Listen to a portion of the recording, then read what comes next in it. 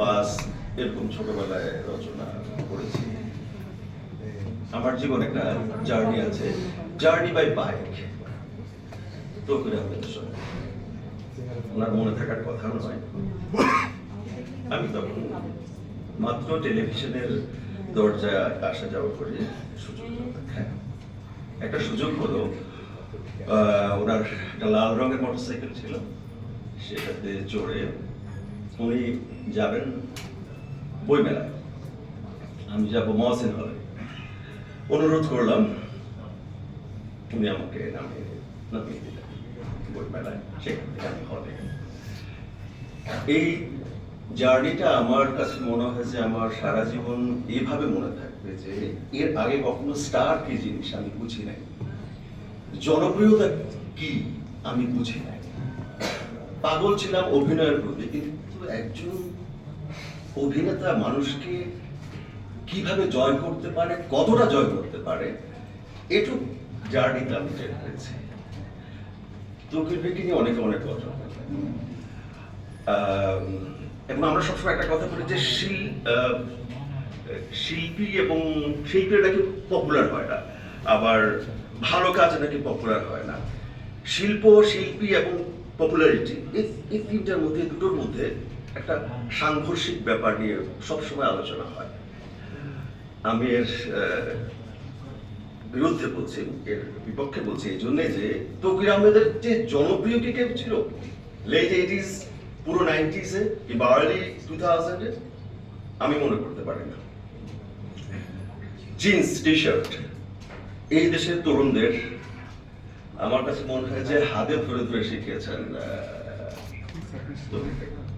ফিরিয়ে দেওয়া অরণ্যে ওনার যে জিন্স, যে টি শার্ট, এরপর কি যেন এলিফ্যান্ট রোডে খুব হিড়িক পড়ে যায় জিন্স কেনা, টি শার্ট কেনা।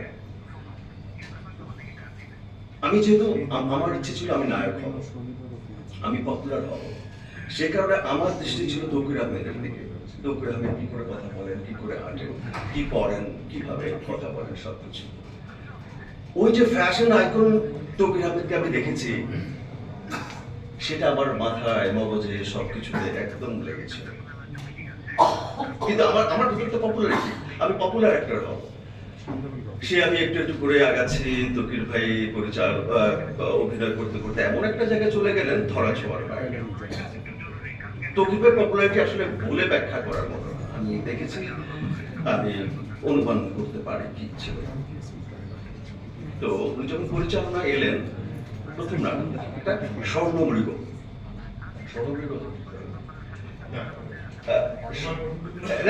আমি দেখেছি, আমি ধরেন স্বর্ণমৃগ লেখা প্রথম, যেহেতু বেশি মনোযোগ দিয়ে দেখলাম তৌকির ভাই কি লেখে। তো তৌকির ভাইয়ের প্রতি তো আমার সেই নায়ক, আমার সেই গ্ল্যামারাস নায়ক, মাই গড, হার্ট থ্রব। ফাঁকা একটা কথা বলি, বাংলাদেশের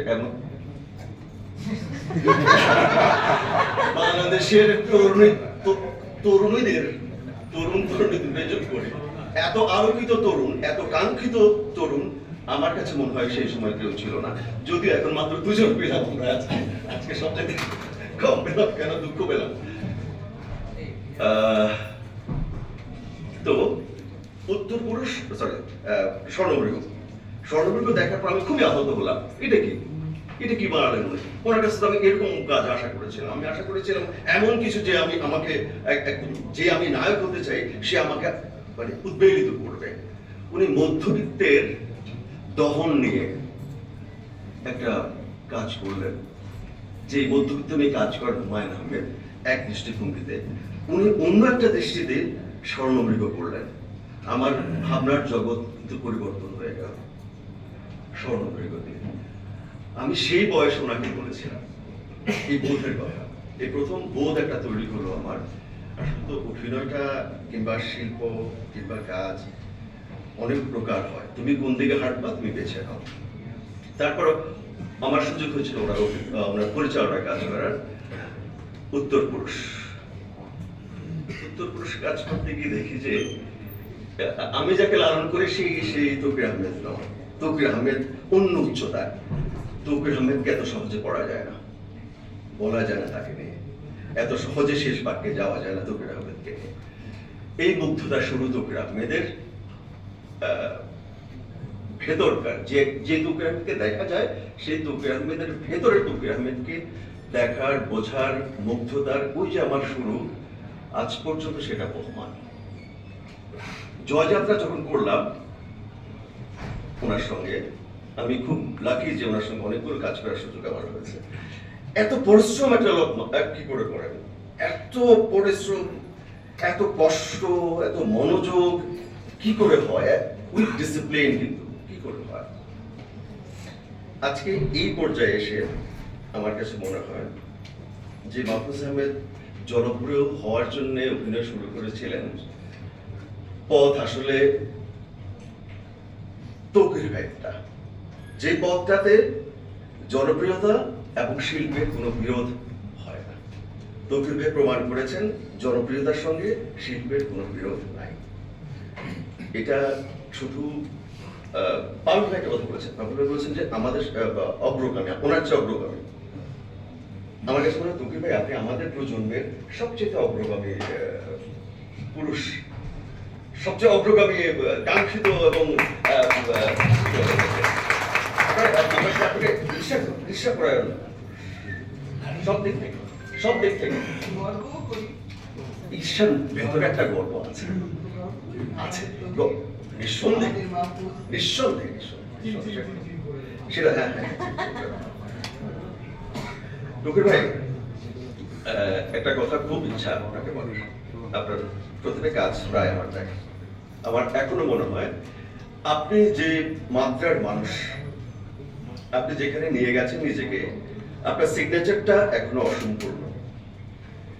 আমি আপনার সিগনেচারটা সম্পূর্ণ দেখতে চাই এমন একটা কাজে, যে কাজটা আমাদেরকে, শুধু আপনাকে না, আমাদের সবাইকে সম্মানিত করবে এই দেশের কাছে, এই জাতির কাছে, এই বিশ্বের কাছে।